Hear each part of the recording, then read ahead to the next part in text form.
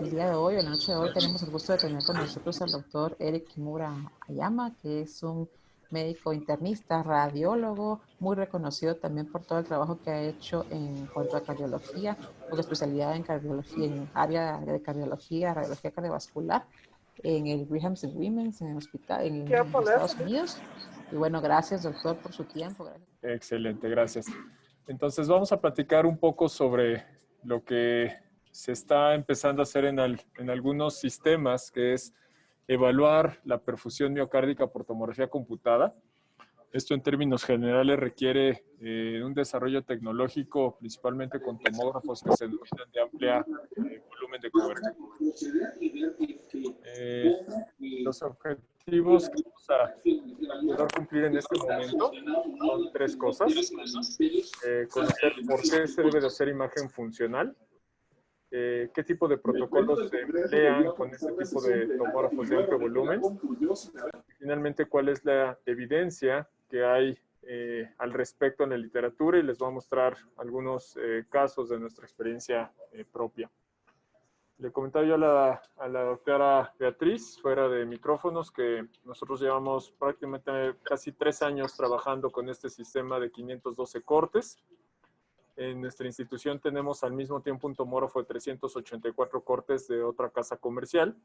Sin embargo, la parte de perfusión, que es de lo que se trata la plática el día de hoy, prácticamente únicamente la hacemos con este equipo. El equipo de la otra casa comercial tiene todavía algo de limitación en el volumen de cobertura por giro. Aquí, como ustedes saben, el volumen de cobertura en este equipo de 512 cortes es de 16 centímetros y pues garantiza la adquisición de volumen completo de corazón por latido. Tengo algunos conflictos de interés, ninguno de ellos tiene ningún tipo de relevancia en términos de la presentación que voy a hacer a continuación. Y empecemos con el cuándo y el por qué. Como ustedes saben, sé que la gran mayoría de las personas que están conectadas son médicos cardiólogos. Saben que la principal virtud que tiene la tomografía computada en términos de angio, tomografía coronaria, es que es un método extremadamente útil para descartar enfermedad arterial coronaria. Como ustedes saben, el principal valor es ese, descartar, es decir, tiene un alto valor predictivo negativo, cercano al 100%. Y no necesariamente es tan bueno para que en caso de que el scan sea positivo, prediga de manera correcta la presencia de enfermedad coronaria significativa. El valor predictivo positivo oscila entre 60 y 80% y las especificidades están alrededor como del 60%. Entonces, en la parte de abajo en la tabla vienen los 3 estudios más representativos de angio-TC coronaria que fueron publicados ya hace muchos años, ya tienen más de una década, en donde se refleja esto que les acabo de comentar, en donde los valores predictivos negativos son muy altos, en particular el estudio de Matt Budoff, el Accuracy, y el estudio multivendor del grupo holandés, en donde son cercanos a la unidad. Recuerden que el estudio Core 64 tenía una población de alto riesgo de enfermedad aterosclerosa coronaria, y por ende el valor predictivo negativo bajó, pero el positivo subió. De tal forma que en términos generales las recomendaciones, quitando un poco las guías NICE de Gran Bretaña, en donde prácticamente cualquier paciente con sospecha de cardiopatía isquémica se le hace un angio-TC de inicio, pero el resto de las guías siguen recomendando que este método es de gran utilidad para probabilidades bajas a intermedias. Repito, esto es angio-TC coronaria. De tal forma que en base a lo que les acabo de decir, cuando ustedes ven arterias o estudios que muestran este tipo de arterias, es decir, arterias sin lesiones, pueden descartar la enfermedad con un grado de certeza muy alto. Es decir, de 100 angiotomografías coronarias que ustedes hagan, van a tener únicamente 1 o 2 falsos negativos.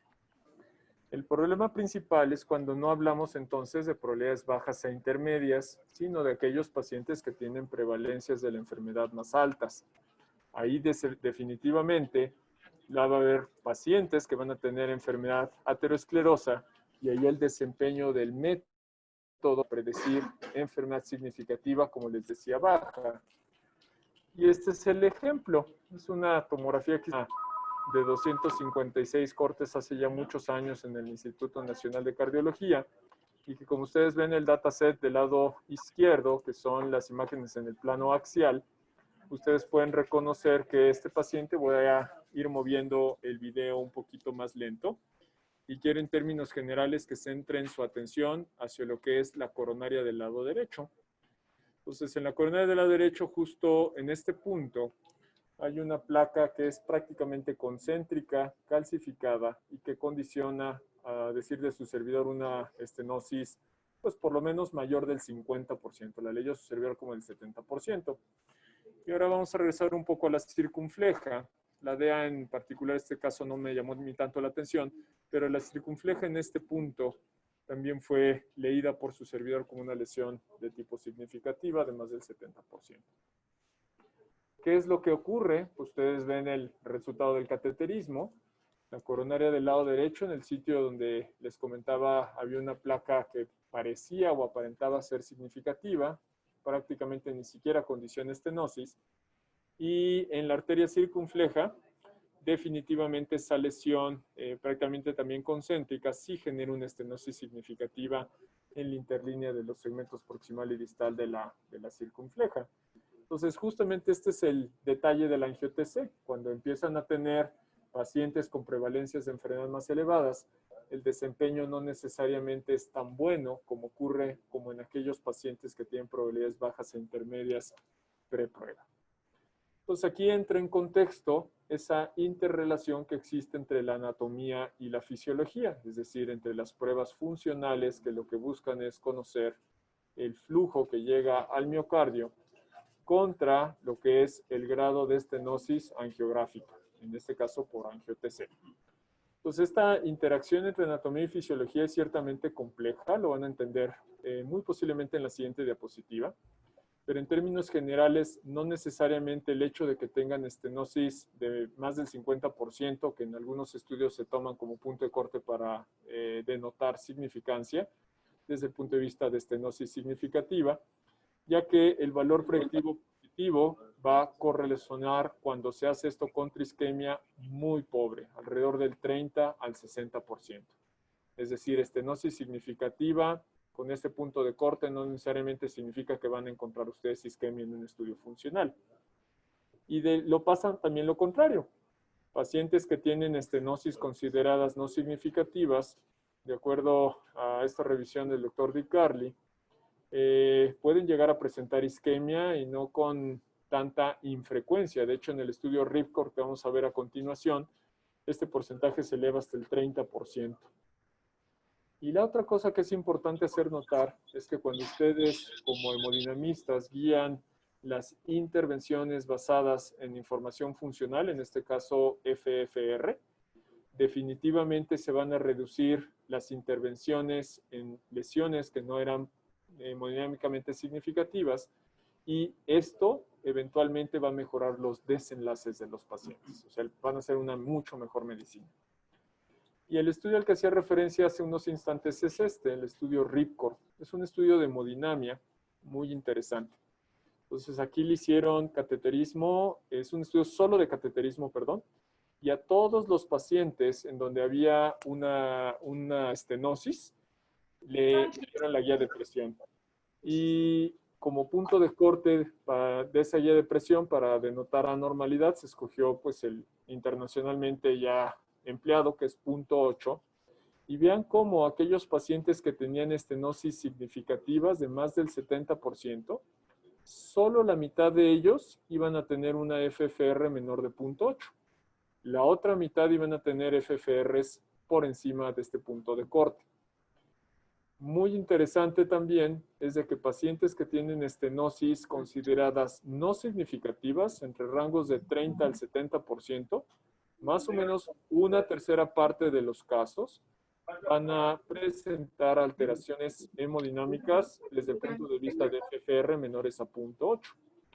Y cuando se hacía intervención basada en este valor 100% funcional, se llegaba a modificar el plan de tratamiento hasta en una cuarta parte de los casos, y esto modificaba desenlaces. Y para esto, Para esto, la muestra es la siguiente, el estudio Post-it, que es un estudio portugués, en donde vean cómo en aquellos pacientes en donde no se hizo intervención al vaso, cuando a pesar de que tenían estenosis significativa, la FFR era mayor a 0.8, incluso tuvieron mejor sobrevida. ¿Okay? Entonces, esto definitivamente está cambiando un poco la forma en que se hace o se debe de hacer la evaluación, en donde esa convivencia entre la anatomía y la fisiología es muy, muy importante. Betty no me dejará mentir, pero este es el típico caso que de repente vemos en tomografía computada. Un hombre de 40 años con hipertensión, dolor torácico, no necesariamente el más clásico. Y aquí lo que les estoy mostrando es una reconstrucción curviplanar de una placa mixta en la coronaria derecha proximal, en donde cuando, independientemente del tipo de reformateo que ustedes hagan, aquí les muestro un aumento, un zoom del eje corto a nivel de la coronaria derecha en la zona de la placa, en donde es una placa que tiene una densidad baja, además del componente obviamente cálcico que les mencionaba, pero que el grado de estenosis es alrededor del 50%. Entonces, ¿qué hacer con este sujeto? Y entonces, lo que les vengo a platicar justamente ahorita, que es la sustancia de la charla, es que posiblemente si ustedes cuentan con la disponibilidad de este tipo de tecnología, pueden hacer lo que en el mundo cardiológico de la tomografía computada denominamos el one-stop shop, que es un paciente se le hace todo en ese momento y se toma la decisión de qué es lo que hay que hacer. Es decir, la información anatómica que nos está demostrando una estenosis del 50% en un paciente que sí tiene síntomas, pero que no nos queda muy claro si esos síntomas tienen o no relación con la presencia de esta placa. Entonces se le puede hacer un estudio perfusorio y salir de dudas. Y eso es lo que vamos a tratar de disertar en los siguientes minutos. Y la forma en que desde el punto de vista tomográfico eso se puede realizar está mostrado en esta diapositiva. En el lado izquierdo ustedes ven una de las formas en que se puede hacer evaluación funcional por tomografía. También lo discutíamos antes de iniciar la charla, hacer FFR tomográfico, donde es una adquisición en reposo de una angiotomografía coronaria común y corriente. Y luego ese dataset se envía, en este caso, a la única compañía que tiene pues la autorización y aprobación, en este caso por la FDA, para su uso clínico. Es una empresa que se llama HeartFlow, es una empresa que basa su información en la nube, en donde a través de un algoritmo que ellos crearon, pueden estimar cuál es el FFR en base a las atenuaciones que tienen de medio de contraste la porción intraluminal. Y pues, al igual que ocurre en hemodinamia, se establece como un punto de corte aproximadamente 0.8 y lo que se encuentra por debajo de este se considera como funcionalmente significativo. Y en el lado derecho está lo que nosotros aquí en nuestra experiencia estamos haciendo. Llevamos, repito, prácticamente estamos por cumplir 3 años de trabajar con esta tecnología. Nosotros lo hacemos a través de perfusión dinámica. Aquellas personas que están familiarizadas con las perfusiones dinámicas con otras modalidades, dígase resonancia magnética PET, ya sea con oxígeno 11, rubidio 82 o amonio 13, es una perfusión de primer paso en donde vamos a cuantificar la cantidad de sangre que llega, es decir, vamos a hacer estimación de flujos cuantitativos, a diferencia de lo que ocurre con la gammagrafía convencional, en donde las escalas de evaluación, la más conocida, la de la UCLA, se hace una evaluación semi-cuantitativa. Y este tipo de perfusión dinámica, obviamente esto está haciendo durante el estrés del paciente, permite hacer la evaluación a través del primer paso, es decir, el paso del medio de contraste a través de diferentes fases del mismo, pasando en este caso por las cavidades derechas hacia la circulación pulmonar. Vean cómo aquí se pinta la arteria pulmonar, regresa al ventrículo izquierdo, es expulsado hacia la aorta y eventualmente llega a perfundir el miocardio. Y esto en el argot de la tomografía computada se le denomina CTP.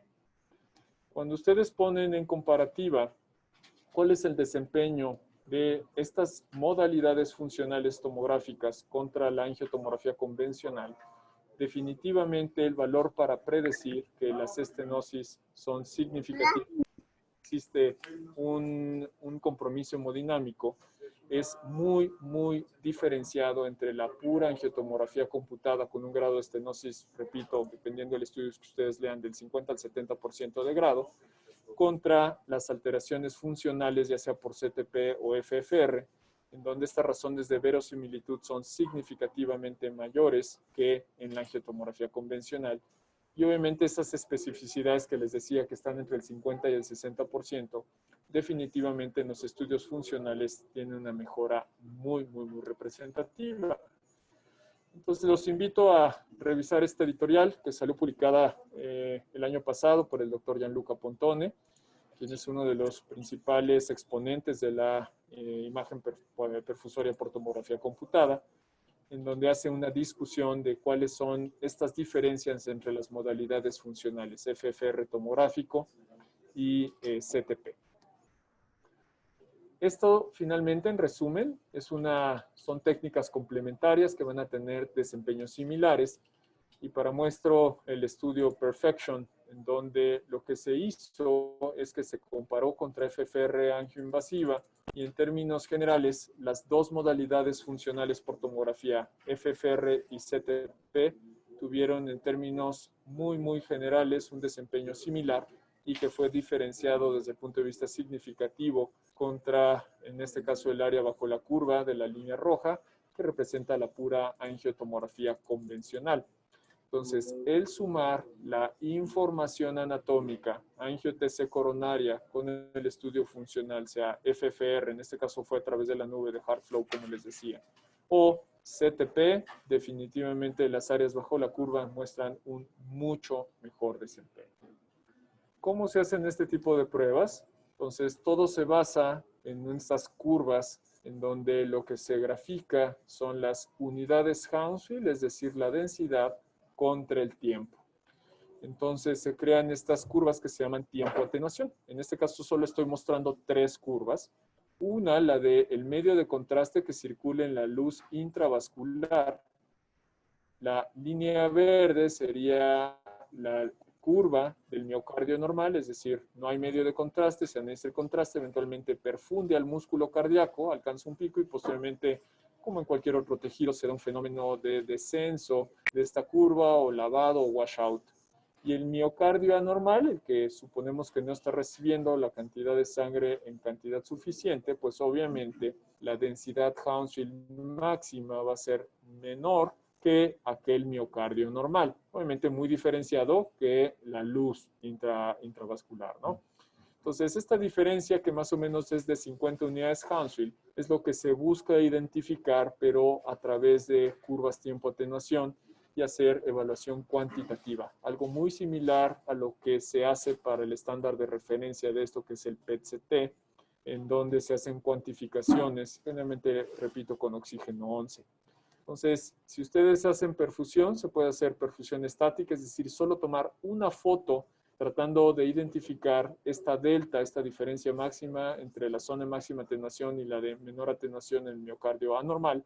Pero la gran virtud de estos tomógrafos de amplio volumen de cobertura es que la parte estática puede ponerse a un lado y mejor hacer perfusión dinámica, en donde cada una de estas flechas representan las fotos que se están tomando en la ventana de tiempo durante el tránsito del medio de contraste y que permiten lo que ustedes están viendo en el cine que les muestro arriba y a la derecha, que es, como les decía, la perfusión de primer paso con el tránsito del medio de contraste durante aproximadamente 35 segundos que duran las imágenes. Esto se hace en respiración libre.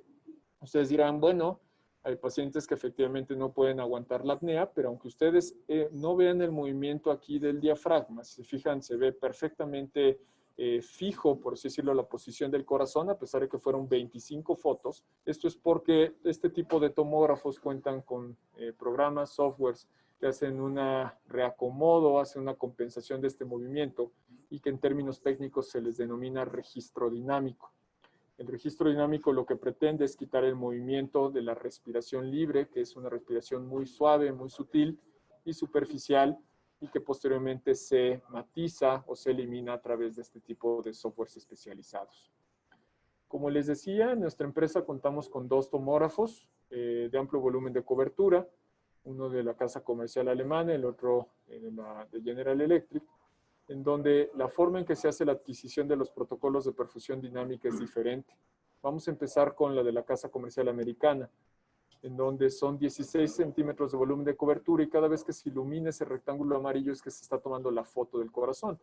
Nosotros en nuestro protocolo utilizamos 25 fases y hay otras casas comerciales con las cuales también es factible hacer este tipo de adquisición. Y con la casa alemana lo que se hace es un movimiento extremadamente rápido de la mesa donde se encuentra el paciente ubicado y se está moviendo hacia enfrente y hacia atrás de manera muy rápida. Eso se llama modo shuttle, en donde, repito, es un movimiento de vaivén muy rápido. Generalmente son menos fases y en términos generales en nuestra institución no lo estamos haciendo. La perfusión únicamente se está realizando por motivos del amplio volumen de cobertura con el equipo de 512 cortes. Muchos hasta ahorita se preguntarán cuál será la dosis de radiación, dado que vamos a tomar 25 fases, pero curiosamente, por eso, eso ya se ha ido estudiando. Y en términos generales, en la parte superior de la diapositiva a la izquierda pueden ver cuál es el promedio de dosis de radiación para la perfusión estática. Es estresar al paciente y tomar una sola foto, es de 6 milisieverts aproximadamente. Nosotros, no obstante, no hacemos este tipo de protocolos, sino hacemos el dinámico, que es la parte del recuadro en la inferior y hacia la izquierda, en donde el promedio de radiación es de 9.2 milisieverts. Y eso, como siempre, es muy importante ponerlo en el contexto de cuáles son las dosis de radiación de otros equipos. Y lo que les muestro del lado derecho salió publicado no tan, más o menos recientemente, en diciembre del 2018 en Circulation, en donde la dosis de radiación promedio, esto fue un metaanálisis que se hizo en los Estados Unidos, para la gammagrafía convencional es de 15 milisieverts y para el PET sin considerar la parte tomográfica, es decir, solo el radiofármaco, 3.6 milisieverts. Agregando el tomógrafo más o menos van a ser unos 2 o 3 milisieverts, aunque los tomógrafos que se encuentran acoplados a los equipos de PET-CT, los más modernos, más o menos se van a hacer adquisiciones con un promedio de 3,5 a 5 milisieverts. Esto estaría entre 7 y 9 milisieverts, un PET-CT para cuantificación de flujo a través de un estudio perfusorio y repito, un SPEC convencional alrededor de 15. Las nuevas gamma cámaras definitivamente pueden reducir esto, aunque no necesariamente mucho porque finalmente la dosis no se modifica tan significativamente. La forma en que se hace la estimación de los flujos requiere establecer umbrales. Y aquí lo que nosotros hacemos en tomografía computada es, reitero, calcular flujos de perfusión, es decir, la cantidad de sangre que llega por cada 100 gramos o mililitros de tejido por una unidad de tiempo. Y esta información se debe de cotejar en cada uno de los 17 segmentos miocárdicos contra los volúmenes de perfusión, que es esto de acá, myocardial blood volume. Y aquí, a diferencia del flujo, lo que se hace es que se hace una cuantificación, pero sin considerar la unidad de tiempo, es decir, solo mililitros por cada 100 gramos o mililitros de miocardio. Y se hace un emparejamiento de esta información de tal forma que se pueden obtener 3 tipos de datos. Uno, que el flujo representado en las columnas de color rojo sea normal, junto con un volumen de perfusión normal, que sería el miocardio sano o de referencia. Sin embargo, si el paciente tiene isquemia, va a tener flujo anormal con volumen conservado, va a haber un mismatch entre el flujo y el volumen. Pero si ambos se encuentran disminuidos, es decir, flujo y volumen anormales, habla de infarto. En términos generales, el punto de corte para establecer el umbral de isquemia es 105 mililitros y de volumen alrededor de 20 mililitros. Hay una segunda forma en que se puede hacer esta evaluación cuantitativa y es a través de un modelo muy similar a lo que ocurre en la medicina nuclear, en donde se calculan el Sum Stress Score. Y esto lo tomo de una publicación que salió en JACC hace un par de años, en donde lo que se hace es estos flujos absolutos miocárdicos que les comentaba yo en la diapositiva anterior, se calcula un índice con un segmento de referencia y el resultado se coteja contra unas tablas que utilizan rangos con un puntaje. Es decir, el puntaje normal sería que este flujo por índice normalizado a un segmento de referencia, si es mayor a 0.75 no da puntaje. Si este se encuentra entre 0.67 a 0.74 da un punto. Si da de 0.61 a 0.672 y así sucesivamente, hasta que se dé un puntaje máximo de 3 por cada segmento. Y posteriormente, esta se hace una sumatoria, que sería el Sum Stress Score, repito, muy similar a como se hace en medicina nuclear convencional. Y en términos generales, los puntos de corte para establecer isquemia ligera moderada son de 4 a 7 y más de 8 es severa.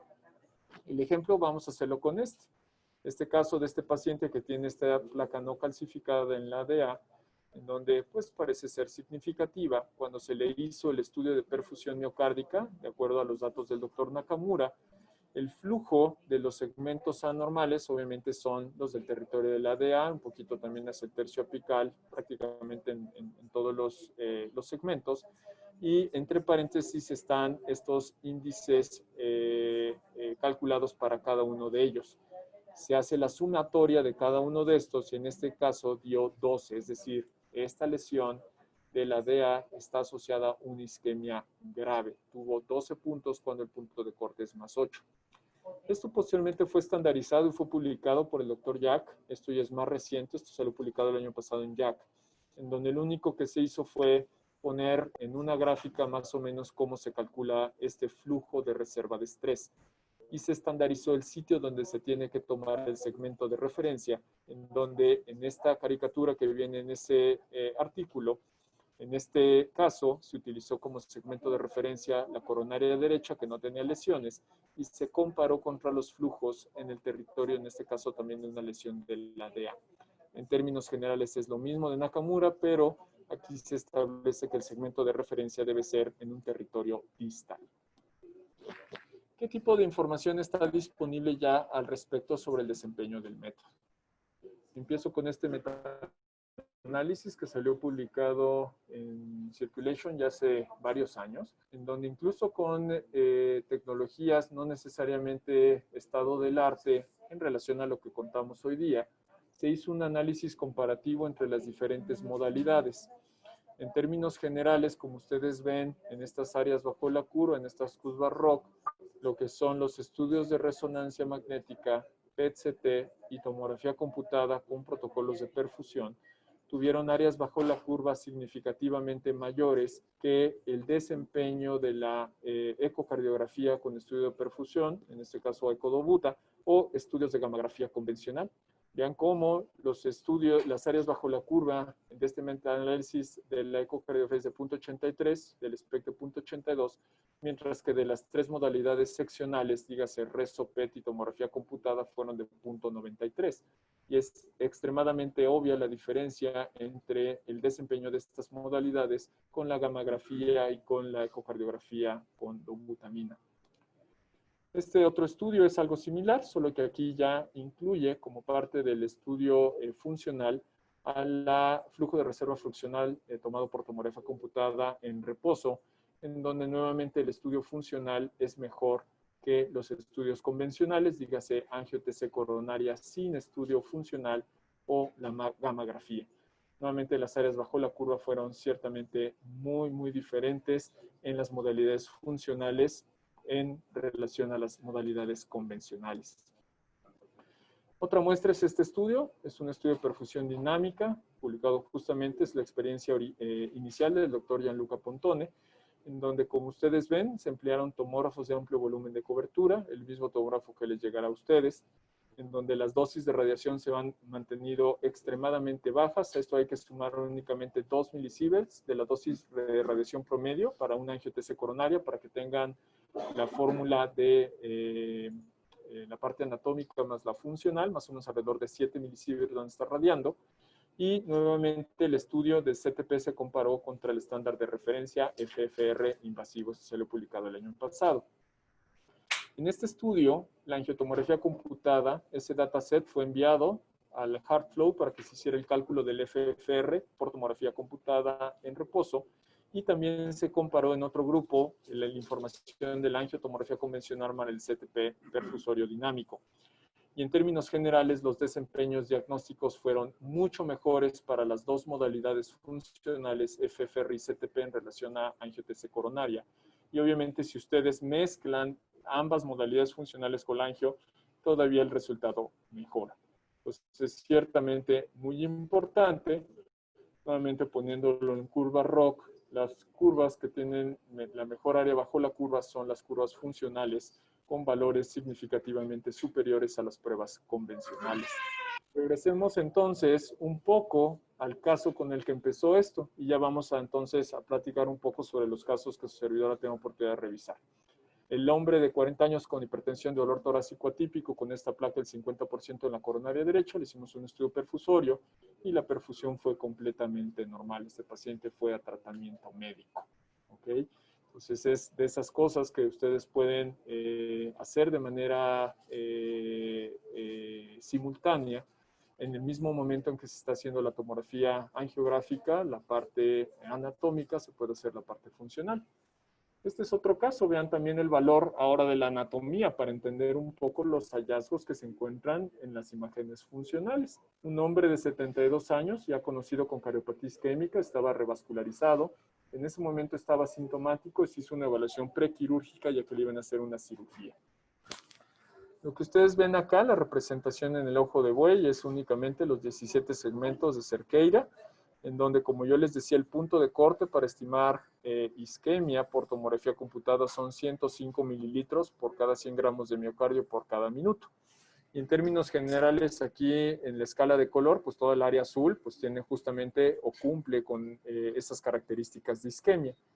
¿Cómo entender estos datos en un paciente que tiene ya una cirugía de revascularización coronaria? Entonces, vean, esta es la gran ventaja de tener tomógrafos de estas características. La parte funcional puede agregarse ahora a la parte anatómica. A pesar de que fue, Betty entenderá muy bien que se hizo un protocolo de tórax completo y ya incluyendo la perfusión dinámica, nosotros estresamos con dipiridamol, lo pueden hacer ustedes con adenosina o con regadenosón, pero nosotros estresamos con dipiridamol, con la técnica convencional de medicina nuclear. La dosis de radiación para un volumen completo del tórax más el CTP solo fue de 11 milisieverts. Y aquí lo que se puede ver es que el graft del lima hacia la DA pues está permeable. Obviamente la DA tenía lesiones significativas, no muestro como tal las imágenes en gris, y la coronaria derecha estaba completamente tapada y el injerto que iba hacia la coronaria derecha ocluido desde su origen. Entonces eso explica por qué tiene la isquemia justamente en el territorio de la coronaria derecha.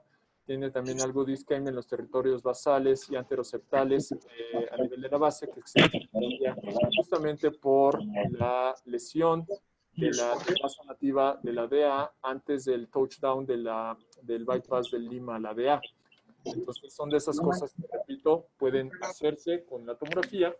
Y obviamente lo que vemos acá es el resultado angiográfico, pues se confirmó justamente estos hallazgos. Este paciente le dieron únicamente tratamiento ¿cómo se llama? Tratamiento médico, y se confirmaron los hallazgos tanto angiográficos y que explicaban la parte funcional. Este es otro caso, un hombre de 73 años, hipertenso, con dislipidemia y dolor torácico. Vean esta gran cantidad de isquemia que tiene el paciente, pues prácticamente la mitad del corazón, toda la cara anterior, anterolateral, parte del inferior, en un paciente que tenía además dominancia izquierda en la angiotomografía. Entonces, se explica de la siguiente forma, en donde tiene una oclusión crónica total de la coronaria derecha. Les muestro la angiografía de este paciente. ¿Y de dónde se explica? Bueno, eso explica obviamente la isquemia inferior. Pero la anterior, ¿de dónde? Bueno, pues en la parte angiográfica lo que llamaba la atención en esta angiotensina coronaria es esta placa mixta en el tercio distal de la DA. Una placa de aproximadamente como el 70% estenosis. Nuevamente les muestro la dosis de radiación.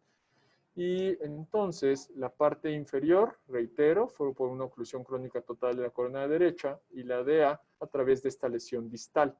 En este caso, calculamos el flujo de reserva fraccional por tomografía, en este caso de CTP, nos dio 0.68 bajo la fórmula de Nakamura y de Yang que les mostraba yo previamente. Y lo que podemos ver es el resultado angiográfico. Entonces, este paciente entró a cateterismo. Efectivamente, la lesión de la DEA distal era aproximadamente del 50%. Metieron la guía de presión. El FFR angioinvasivo fue de 0.62, que es ciertamente similar al que vemos nosotros calculado por SFAR de 0.68. ¿Okay? Entonces, en este caso, se decidió únicamente tratar la DEA distal. Hicieron la angioplastía hacia ese vaso. Otro caso más, un hombre de 52 años con dolor torácico, dislipidemia y tabaquismo. Aquí lo que ustedes pueden ver en la vista angiográfica del lado izquierdo es una placa mixta de predominio no calcificado a nivel del tronco principal, justo a nivel de la bifurcación, y que en el eje corto genera una estenosis como del 60%, es decir, una estenosis significativa. En este caso, el paciente sí tenía factores de riesgo y el dolor torácico era ciertamente característico, clásico. Y lo que se ve, pues es todo lo morado que ustedes ven acá, en este caso ya en una representación en el eje corto, es isquemia.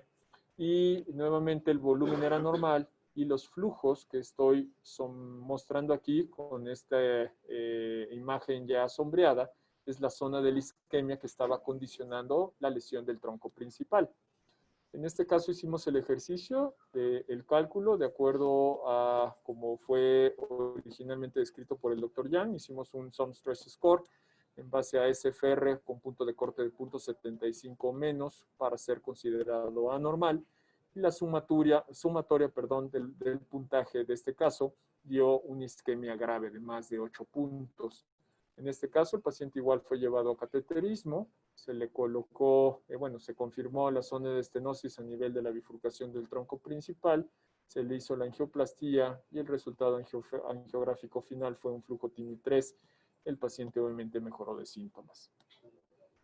Otro caso, igual la doctora Betty no me dejará mentir lo difícil que es lidiar con pacientes que tienen tanto, pero tanto calcio. Este paciente tenía arritmia y aún así la calidad diagnóstica del scan, imagen angiográfica es muy buena. Les muestro la tabla del score de calcio de este paciente. Este paciente tuvo un calcio score de 4,194. Era un paciente nefrópata, si no mal recuerdo. Entonces vean esta reconstrucción nada más del score de calcio. Son verdaderas yesos las arterias, en particular la coronaria derecha. Y a veces es muy difícil saber qué es exactamente lo que está pasando en este tipo de pacientes. Entonces, en este paciente hicimos la parte angiográfica.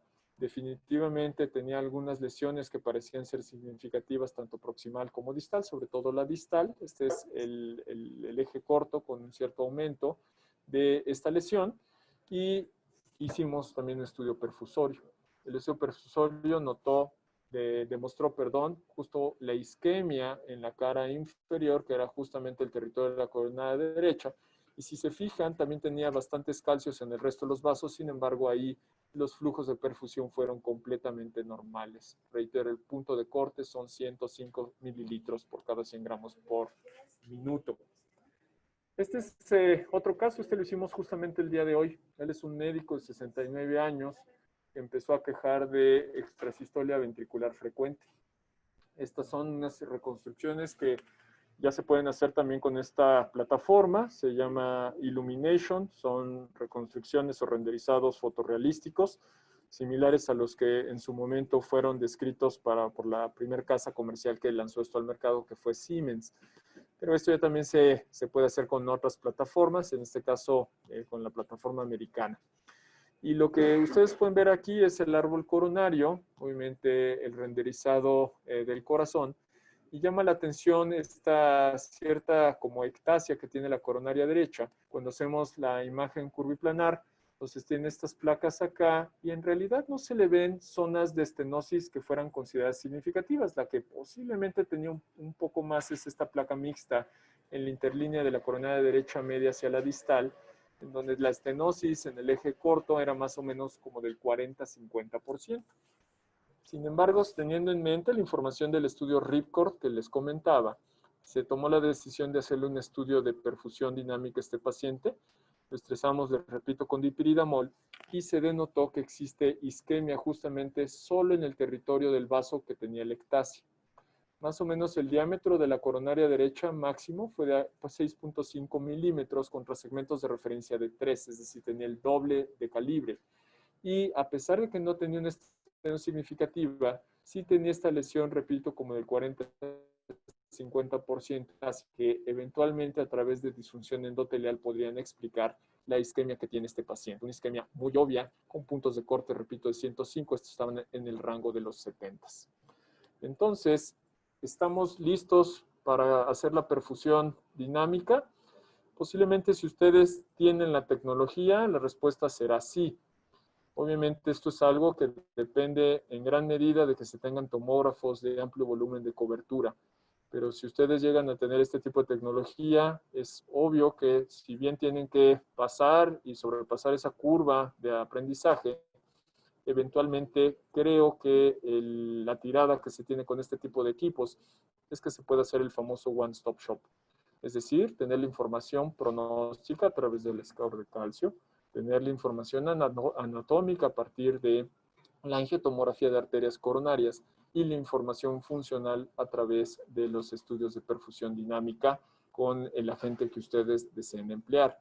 Finalmente, este tipo de equipos también pueden realizar energía espectral o energía dual para la caracterización también tisular y que eventualmente ese one-stop shop se puede también complementar con la imagen de contraste para detección de zonas de realce tardío. ¿Hacia dónde va el futuro? Bueno, definitivamente es una tecnología que todavía requiere ser validada, requiere más tiempo y mayor número de datos que vayan emergiendo en la literatura, de tal forma que el número de estudios multicéntricos de mayor tamaño aún están en marcha.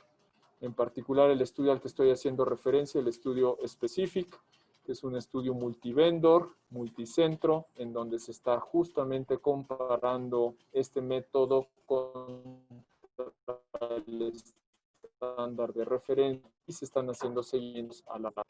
Y obviamente esto nos dará la pauta para también estandarizar la técnica, la cual es verdaderamente necesaria en términos de protocolos de adquisición, formas de interpretación, aunque ya hay guías de interpretación también por parte de la SCCT para cómo se debe hacer la interpretación de la CTP, y eventualmente este tipo de protocolos también pueden ir disminuyendo todavía más la dosis de radiación. Voy a ceder otra vez los micrófonos a la doctora Beatriz Domínguez. Esta es la última diapositiva y les agradezco mucho por su atención. Voy a dejar de compartir la pantalla, Betty. Muchísimas gracias, doctor Kimura, por toda la información y la pasión con la que usted nos platica de este método diagnóstico, que si bien, como usted dice, es una técnica innovadora que puede ahorrarnos mucho tiempo incluso y muchos estudios que a veces pueden ser necesarios y a veces no necesarios en el paciente. Y bueno, y ahorita pues los invito a la audiencia. Si tienen algún comentario o alguna pregunta, pueden abrir su micrófono o levantar la mano como ustedes lo deseen acerca del tema o algo que quieran comentar sobre el mismo. Para el doctor Kimura, por favor. Claro, sí. Buenas Doctora tardes. Mendizábal. Sí, soy la doctora Ana Mendizábal. Saludos, Eric. ¿Han hecho algo, o hay algo de esto que se haya intentado para los puentes miocárdicos? Perfusión por TC. Buena pregunta, Ana. La verdad es de que no he puesto yo atención. Yo creo que yo no soy de esos que creen que el puente intramiocárdico puede generar isquemia.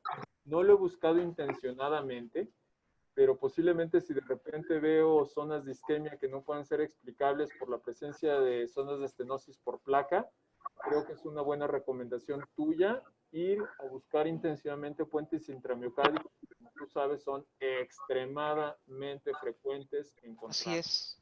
Entonces, Así no es. lo sé, creo que es una excelente idea la tuya. Desconozco si hay algo publicado al respecto. Dudo un poco, pero la respuesta es no lo sé. Sí, porque incluso pues, podría ser algo, tú que tienes ahí el equipo y con la frecuencia de pacientes que hay con puentes miocárdicos, pues a lo mejor hasta publicar algo de eso, ¿no? Claro, es una excelente idea, Ana, en serio. Buena idea. Ya me pusiste otra vez una tarea más. Buenísimo. Tareas de investigación. Es correcto. Perfecto, ¿no? Pues muy bien. Muchas Muchas gracias gracias, por la Eric. pregunta, Ana. Muchas gracias, doctora Mendizábal. ¿Alguien más que tenga algún comentario o alguna duda al respecto? Sí, buenas noches. Doctora Ordóñez, gracias.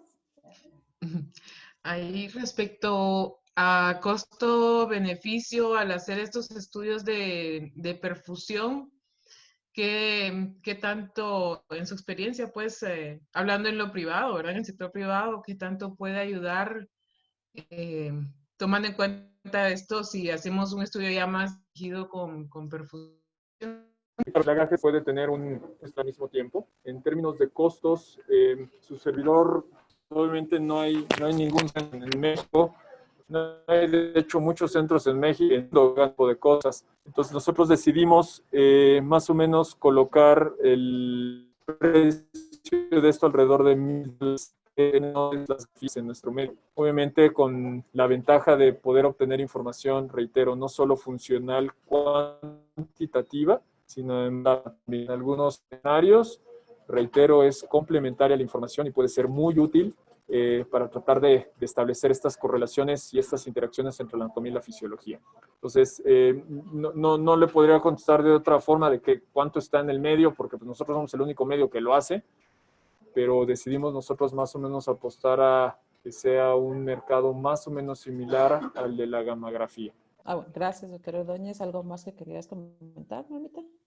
No, No, solamente muchas gracias. ¿Qué diferencia hay de precio entre un estudio sencillo a esa perfusión? Pero claramente el beneficio de conocer algo funcional, pues es algo importante para plantearle incluso al paciente. Y contra el FFR, pues es también una técnica buena, pero también el costo, no sé cómo está actualmente, doctor, también es una técnica cara, ¿no? Si tomamos en cuenta, por ejemplo, cuánto vale una angio-TC con $1,000, ese costo en promedio de una angio-TC coronaria corriente. El costo ahora del FFR a través de la nube de HeartFlow es de $800, o sea, el costo completo del estudio funcional, si se le quiere ver de alguna forma al FFR, más la angio-TC estaría cercano entonces a los $3,000. ¿Ok? Entonces también es nuestro pensar de que si un estudio fotográfico en México que vale alrededor como de 700, no un poco más, como de 650, $700, eso es el costo en México, o sea, es 3 veces más barato que en Estados Unidos. Si le subíamos el precio de los $800 de la nube de HeartFlow, ahora resulta que el estudio del HeartFlow era hasta más caro que el estudio per se anatómico que nosotros facturábamos. Es por eso que también decidimos de que si bien existía la posibilidad de mandar la información a Estados Unidos para el análisis del FFR, por tener información funcional y sobre todo teniendo en cuenta que la evidencia en literatura es de que ambos métodos dan desempeños muy similares y que la información ciertamente. Muchas gracias, doctor. Y en cuanto a la preparación del paciente, ¿qué salvedades nos daría usted para este paciente? No, realmente no requiere ninguna preparación en particular, como siempre quitar jantinas. El café lo quitamos nosotros solo 24 horas antes. En términos generales, seguimos mucho las recomendaciones que se aplican para gammagrafía. No mostré yo cuáles son los protocolos de adquisición. La verdad es de que hay también dos formas de hacerlo. Hacer primero el angio-TC coronario, depende de los resultados, decidir si se debe perfundir o no, o estresar el paciente o no. Otros que son un poco más ortodoxos es que se hace siempre sin ningún tipo de medicación el estudio perfusorio y posteriormente se hace un periodo de washout como de 30 minutos, sirve el tiempo para hacer la premedicación con beta bloqueador y en ese momento hacer la inyección para la angio-TC coronaria. En realidad, después de estos primeros 150 pacientes que nosotros llevamos, decidimos utilizar de manera, customizar el protocolo dependiendo de las características con las que llega el paciente. De repente pacientes que están ya beta bloqueados crónicamente, etcétera, en donde llegan con frecuencias cardíacas bajas o hacen mucho ejercicio. Entonces ahí decimos, lo bajamos al paciente, incluso nosotros les damos de comer en ese inter, lo beta bloqueamos y posteriormente hacemos el angio-TC coronaria. El tiempo en promedio del procedimiento, independientemente si es A y luego B o primero B y luego A, es de aproximadamente 1 hora con 35 a 40 minutos. La verdad es que es ciertamente un protocolo muy expedito, muy rápido y que también en ese sentido es más conveniente en cuanto a tiempo de estancia en relación a la gammagrafía convencional. Okay, muchas gracias, doctor. ¿Alguien más tenía alguna pregunta o comentario? Sí, con respecto, un poquito en relación a la pregunta que te hizo la doctora Norma, ¿cuántos pacientes han hecho ahorita con estos protocolos desde que Más o lo menos echaron a andar? llevamos, nosotros con el equipo llevamos casi 3 años trabajando, Ana. Los estudios Ujú. perfusorios demoraron casi 6 a 8 meses en que los empezásemos a hacer, porque hubo un periodo en donde queríamos conocer primero bien el equipo para la parte anatómica. De tal Ujú. forma que en términos reales, y antes de la pandemia, bueno, ya incluyendo la pandemia, llevamos más o menos 2 años trabajando con esto y llevamos 250 pacientes aproximadamente, posiblemente un poco más, ya tirándole a los 300. Ok, muy Más o bueno. menos por mes estamos haciendo alrededor como de 10 estudios de perfusión. Sí, son como 240 o 150 pacientes posiblemente. Ok, excelente. Ujú. Muy bien, muchas gracias. ¿Algún comentario, pregunta de alguien más? Quisiera hacer una pregunta Doctor, al doctor Eric. doctor Bonilla, cirujano cardiovascular. ¿Han tenido pacientes en los cuales no es necesario hacer la coronariografía normal o que se hace, sino que se envían a cirugía específicamente solo con este estudio que mencionas? La verdad es que la respuesta es no lo sé, doctor. Casi todos los pacientes, eventualmente, el estándar de referencia, y no se tiene que perder de vista, sigue siendo en términos anatómicos, obviamente la parte del cateterismo. Entonces, en muchas ocasiones, los pacientes que tienen scans positivos, obviamente pasan primero a cateterismo y allí, pues, el hemodinamista decide de manera conjunta con el cardiólogo y el cirujano cardiovascular, y en caso de que se requiera revascularización, esta debe ser percutáneo quirúrgica. Se me haría un poco cuesta arriba pensar, doctor Bonilla, de que un paciente solo con la información de la tomografía pase directamente a cirugía de revascularización. No dudo que pueda llegar a ocurrir, pero no necesariamente pienso que debe ser como que la ruta clásica que este tipo de pacientes siguen, ¿no? Muchas gracias, muy amable. De nada, doctor. Bueno, pues muchas gracias por todas las preguntas. ¿Algún último comentario o pregunta de alguien más? Buenas noches. Beatriz, tengo una pregunta para el doctor Kimura. Doctora Rodríguez. Sí, doctora Rodríguez, cardióloga de Guatemala. Y doctor Kimura, con respecto a los pacientes en los que se tiende a tener mala estratificación de riesgo, esos pacientes de riesgo intermedio, cabría pensar que el problema aquí es que las calculadoras típicas de riesgo no incluyen el calcio en arterias coronarias como un marcador. Cabría pensar que en este grupo podría tener una particular utilidad, o sea, obviamente tiene una utilidad muy amplia, pero en este grupo de pacientes que son de riesgo intermedio y hacer un test que es anatómico y funcional simultáneo, podría ser un grupo que se beneficie más. Sí, claro. En términos generales, doctora, creo que el nicho en donde eventualmente se podría acomodar bien la parte perfusoria en conjunto con la parte anatómica no necesariamente es el grupo de riesgo intermedio. En el riesgo intermedio y bajo está perfectamente demostrado desde hace pues ya prácticamente más de una década que la tomografía con la parte angiográfica anatómica puede ser un excelente método de evaluación de los pacientes. Yo creo que más bien el nicho que se busca es simplemente fortalecer, si gusta, la parte del riesgo intermedio, pero más bien ir en búsqueda de que el desempeño del método sea mucho mejor en las poblaciones de alto riesgo, en donde se sabe y está perfectamente también documentado en las diferentes guías que usted consulte, en donde no necesariamente la angio-TC en pacientes de alto riesgo va a tener el mejor desempeño.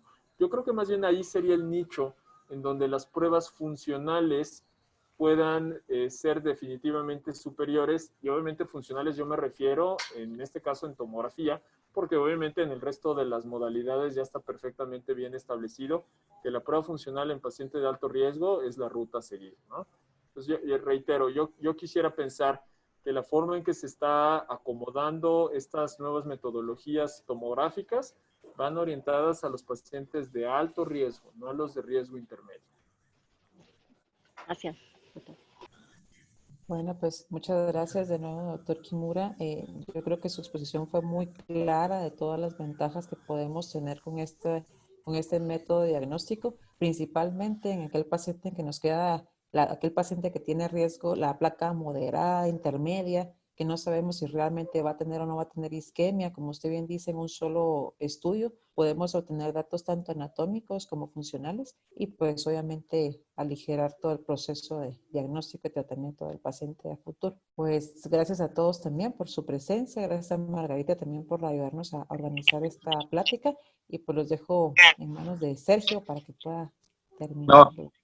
No, muchas gracias a todos y gracias, doctor, nuevamente, y esperamos que tenerlo pronto aquí en Guatemala y que nos pueda apoyar con esta nueva emprendimiento. Muchas gracias a ustedes por la invitación y con mucho gusto, ahora que se levante un poco el problema de la pandemia, los podremos acompañar. Estoy segurísimo que van a poder sacarle un provecho muy, muy grande a esta tecnología. Gracias, doctor, y por aquí lo esperamos con los brazos abiertos y gracias a todos y pues Sergio, feliz noche y gracias y bueno. Gracias a todos, que pasen buenas noches. Gracias.